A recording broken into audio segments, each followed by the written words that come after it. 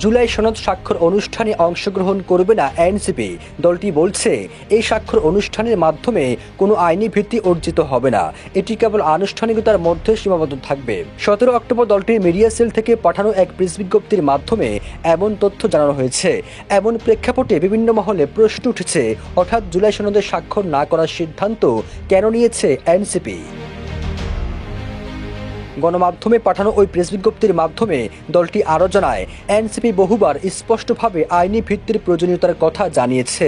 আইনি ভিত্তির নিশ্চিত হওয়ার পূর্বে এই ধরনের আনুষ্ঠানিকতা জুলাই ঘোষণাপত্র এর মতো আরেকটি একপাক্ষিক দলিলে পরিণত হবে। এখন যে কোনো ব্র্যান্ডের পুরাতন এসি বদলে নতুন ওয়ালটন এসিতে উপভোগ করুন 25% ছাড়। এনসিপি আরও জানায়, তবে ঐক্যমত কমিশন যেহেতু সময় বৃদ্ধি করেছে, এনসিপি কমিশনে পরবর্তী প্রক্রিয়ায় অংশগ্রহণ করে নিজেদের অবস্থান তুলে ধরবে। দাবি পূরণ হলে পরবর্তী সময় এনসিপি স্বাক্ষর প্রক্রিয়ায় অংশগ্রহণ করবে। 17 অক্টোবর বিকালে জাতীয় সংসদ ভবনের দক্ষিণ প্লাজায় জুলাই সনদ স্বাক্ষর অনুষ্ঠানের আয়োজন করেছে অন্তর্বর্তী সরকার।